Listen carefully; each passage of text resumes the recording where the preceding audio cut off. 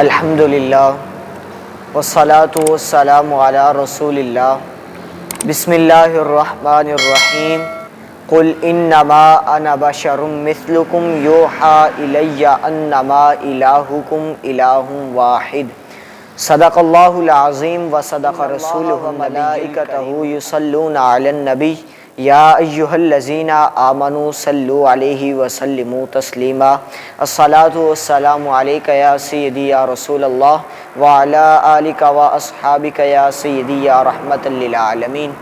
اللہ رب العزت کی حمد و ثنا کے بعد درود پاک نبی مکرم شفیع معظم جان کائنات روح کائنات فخر موجودات صلی اللہ علیہ وسلم علی بارگاہ میں تحفتاً نذرانتاً عقیدتاً پیش کرنے کے بعد نہایت سامعین کرام السلام علیکم ورحمۃ اللہ۔ سامعین محترم، میں نے آپ کے سامنے قرآن مجید فرقان حمید کی آیت مبارکہ پڑھی، قل انما انا بشر مثلکم یوحی الی انما الہکم الہ واحد۔ مفتی احمد یار خان نعیمی رحمۃ اللہ علیہ آپ اس کا ترجمہ فرماتے ہیں کہ قل اے محبوب آپ فرما دیجئے انما انا بشر مثلکم یوحی الی انما الہکم الہ واحد۔ اے محبوب آپ فرما دیجئے کہ ظاہری صورت میں بشری تم جیسا ہوں، مجھے وحی کی جاتی ہے کہ تمہارا معبود ایک ہی معبود ہے۔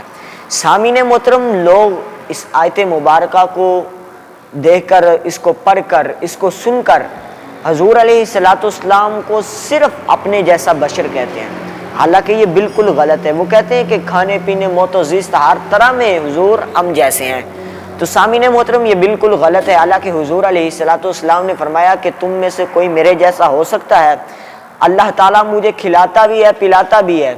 تو جو لوگ حضور کو بشر کہتے ہیں اپنے جیسا، تو یہ بالکل غلط ہے۔ کفار تو کہا ہی کرتے تھے ما انتم الا بشر مثلنا، حضور نہیں ہے مگر ہمارے جیسے انسان۔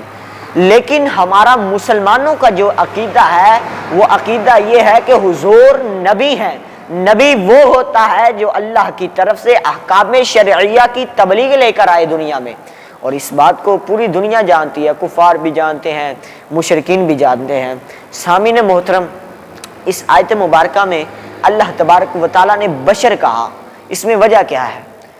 اس میں وجہ یہ ہے کہ عیسائیوں نے حضرت عیسیٰ علیہ السلام میں صرف 2 معجزے دیکھے، یعنی بغیر باپ کے پیدا ہونا، مردوں کو زندہ کرنا، بیماروں کو شفا بخشنا۔ ان 2 معجزوں کو دیکھ کر ان کو ابن اللہ یعنی نعوذ باللہ خدا کا بیٹا کہہ دیا، اور حضرت عزیر علیہ السلام کو ان کی قوم نے ان کو ایک معجزہ ان کا دیکھا کہ وہ 100 سال کے بعد زندہ ہوئے، ان کا یہ معجزہ دیکھ کر ان کو ابن اللہ یعنی خدا کا بیٹا کہہ دیا، مشرکین نے بیٹیاں قرار دیا، بعض نے جنات کا رب العالمین کے ساتھ رشتہ جوڑ دیا۔ ان کی قوت و طاقت کو دیکھ کر، ان کے معجزات کو دیکھ کر انہوں نے نبیوں کی شان میں تفرید کر دی۔ لیکن ہمارا مسلمانوں کا یہ عقیدہ ہے، اسلام کا یہ منشا ہے کہ نبیوں کی شان کی تفرید سے محفوظ رہے۔ سامعین محترم، پیچھے جتنے بھی نبی گزرے ہیں، جتنے بھی انبیاء گزرے ہیں، وہ معجزات جب دنیا میں آئے ان کو معجزے عطا کیے گئے، اللہ تبارک و تعالیٰ نے انہیں معجزے عطا کیے۔ لیکن جب ہمارے اور تمہارے نبی کی باری آئی تو دنیا میں آئے تو تب معجزہ نہیں دیا یا معجزہ دے کر نہیں بھیجا۔ پچھلے نبیوں کو جتنے بھی معجزے دیے، 1 معجزہ دیا، 2 معجزے دیے، حتیٰ کہ 9 معجزے دیے، لیکن حضور علیہ السلام کو معجزہ عطا نہیں کیا بلکہ معجزہ بنا کر بھیجا گیا۔ اللہ حضرت فرماتے ہیں کہ معجزے انبیاء کو خدا نے دیے، معجزہ بن کے آیا ہمارا نبی۔ پچھلے جتنے بھی انبیاء گزرے ہیں سب جب دنیا میں آئے تو ان کو معجزات ملے، لیکن میرے نبی کو معجزہ ملا نہیں بلکہ میرا نبی معجزہ بن کر آیا ہے۔ انہوں نے پچھلے نبیوں میں قوت و طاقت معجزات کو دیکھ کر ان کو ابن اللہ خدا کا بیٹا وغیرہ کہہ دیا، لیکن حضور علیہ السلام کی جب باری آئی، بانی اسلام کی جب باری آئی تو آپ کے دست حق پرست پر اس سے کہیں بڑھ چڑھ کر معجزات ہیں۔ دیکھا کہ چاند اشارے سے جو 2 ٹکڑے ہوا، ڈوبا ہوا سورج واپس پلٹ آیا، ہاتھ اٹھائے تو بادل آ کر برسنے لگے، اشارہ پا کر پھٹ گئے، پھر آنکھ میں لکڑیاں روئی، تھوڑے سے کھانے سے لشکر کا پیٹ بھرا، حتیٰ کہ آپ کے اشارے سے مردہ زندے ہوئے۔ خدشہ یہ تھا کہ کوئی حضور کو خدا یا خدا کا بیٹا، اس لیے حضور علیہ السلام نے اپنی ہر ایک ادا میں اپنی بندگی کو ظاہر فرمایا اور قرآن میں یہ اعلان فرمایا قل انما انا بشر مثلکم۔ حضور علیہ السلام نے کلمے میں پڑھایا عبدہ و رسولہ۔ آپ ذرا غور کریں کہ قرآن مجید فرقان حمید کے اندر اللہ تبارک و تعالیٰ نے ارشاد فرمایا کہ تم جس طرح عام القابات سے حضور کو، عام القابات سے لوگوں کو پکارتے ہو، اس طرح حضور کو نہ پکارو۔ یہ نہ ہو کہ آپ کے اعمال ضبط ہو جائیں، آپ کو شعور بھی نہ ہو، اور اعمال کا ضبط ہونا کفر سے ہوتا ہے۔ یہ آپ حضور کو عام القابات سے پکاریں گے تو آپ کے اعمال ضبط ہو جائیں گے۔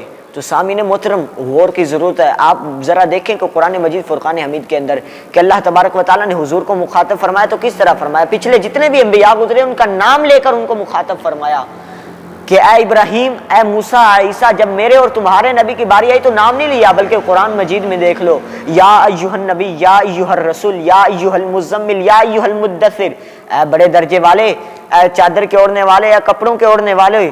جب خدا تعالیٰ کی یہ شان ہے کہ ان کو بشر کہہ کر نہ پکارے تو ہمارا غلاموں کا کیا حق ہے؟